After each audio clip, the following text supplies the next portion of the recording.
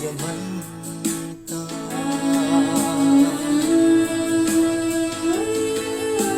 Sani mayanulat at tuni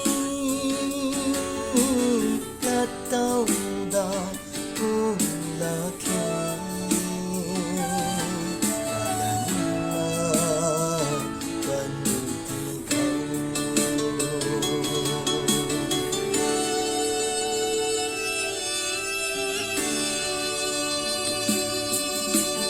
Diyan lumay alungkaw asay Kalay maging ng pamkauri Nang diyan lumag na bamsuni Diyan kan may alung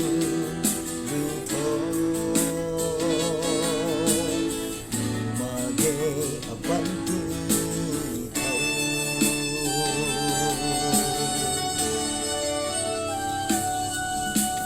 Wangdat pulang kita ganhay Haudat pulang kita Jamaica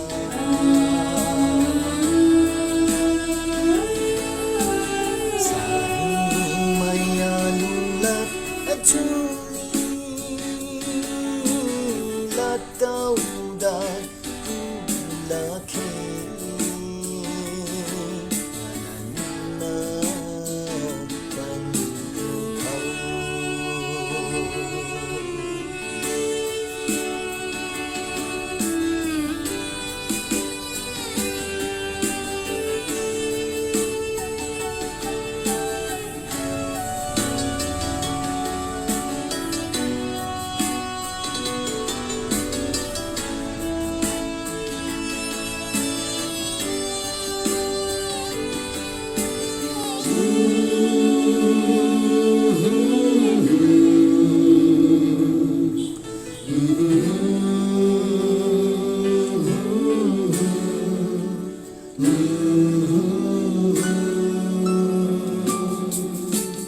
Takkan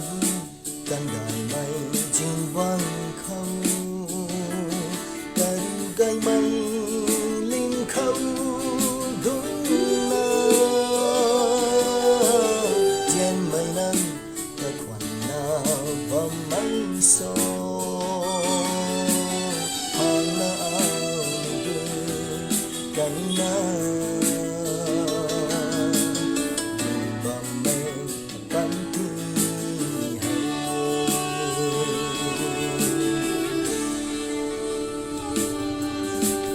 Wangdat pulang kita ganhay Haudat pulang kita Jamaica